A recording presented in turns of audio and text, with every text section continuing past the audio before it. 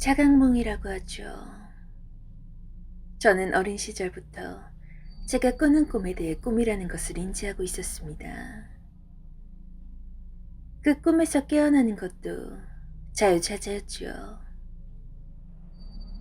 그날 꿈속에 저는 어둡고 아무도 없는 역에 혼자 서 있었습니다. 상당히 음침한 곳이라고 생각하면서요. 그리고 곧 생기 없는 듯한 남자의 목소리로 안내방송이 흘러나왔습니다. 그것은 곧 지하철이 들어옵니다. 당신을 고통스럽게 만들 지하철이 들어옵니다. 라는 말도 안 되는 내용이었죠. 안내방송이 종료됨과 동시에 지하철이 도착했습니다. 사실 보통 생각하는 그런 지하철의 모양새는 아니었어요. 놀이동산에나 있을 법한 원숭이 모양의 작은 기차였죠. 그곳에는 낯빛이 어두운 여성과 남성 몇이 일렬로 앉아 있었습니다. 저는 정말 이상한 꿈이라고 생각하면서도 저도 모르게 그 지하철에 몸을 실었습니다. 참을 수 없을 만큼 무섭고 고통스러워지기 전에 눈을 뜨면 그만이라고 생각했거든요. 저는 뒤에서 세 번째 자리에 앉았습니다. 제가 앉은 자리 근처로 따뜻한 바람이 불고 있었죠. 이게 정말 꿈인가 의심이 들 정도로 생생했습니다.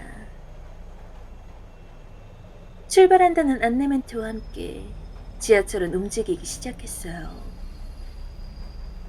저는 앞으로 일어날 일에 대한 기대감과 불안감으로 초조해졌습니다.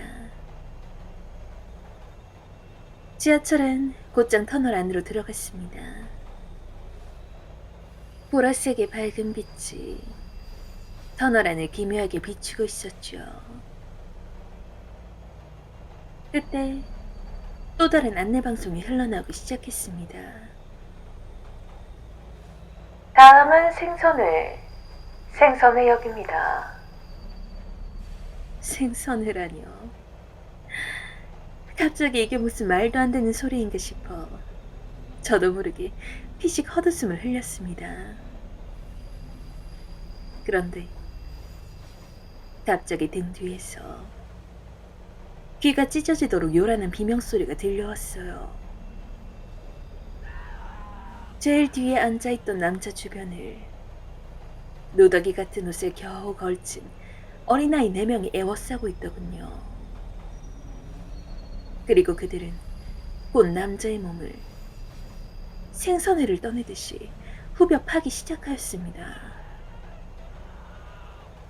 강렬한 악취가 주변을 감쌌고 남자는 계속해서 귀가 아플 만큼 큰 소리로 고함을 쳤습니다.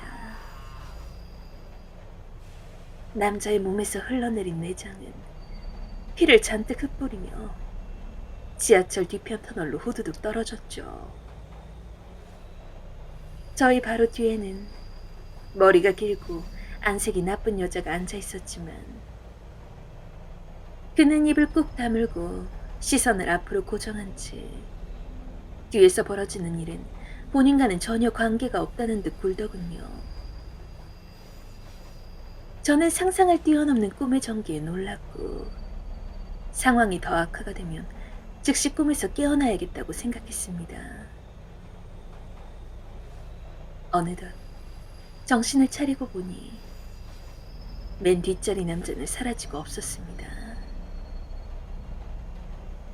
하지만 검붉은 피와 사람의 몸토막 덩어리는 그 자리에 그대로 남아있었죠.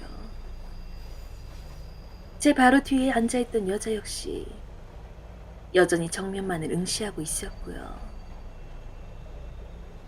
다음은 도려내기역입니다. 라는 안내방송이 흘러나왔습니다. 그러자 이번에는 어린아이 2명이 나타났어요. 톱날처럼 깔쭉깔쭉한 숟가락 모양의 물건으로 뒤에 앉아있던 여자의 눈을 파내기 시작하더군요. 무표정을 고수하던 여자의 얼굴은 고통으로 일그러졌고 저희 바로 뒤에서 고막이 터질 정도로 큰 소리를 질렀습니다. 저는 사방에서 풍기는 피와 땀 냄새를 견딜 수가 없었습니다. 몸은 연신 떨렸고 어떻게든 앞좌석으로 이동해야 한다고 생각했어요. 하지만 달리는 지하철에서 몸을 이렇게 움직이는 것은 쉽지 않았습니다. 이대로라면 그 다음은 3번째로 앉아있던 저의 차례일 것이 뻔했어요. 꿈에서 깨야 한다고 생각했습니다만 또 내심 내 순서에는 어떤 안내방송이 흐르게 될지 궁금해지더군요.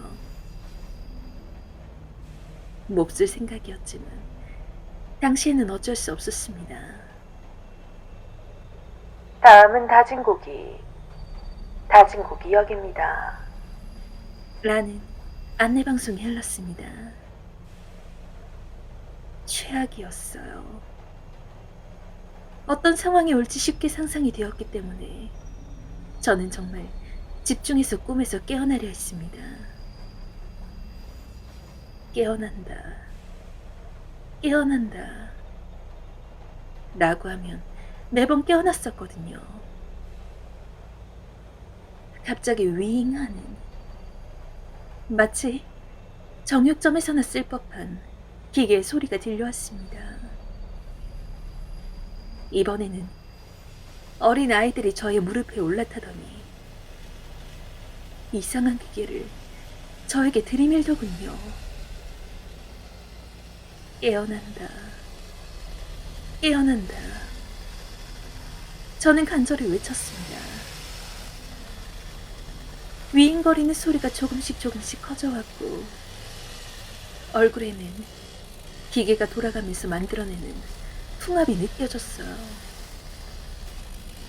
아, 이제 늦었구나 라고 생각한 그 순간 갑자기 주변이 조용해졌습니다.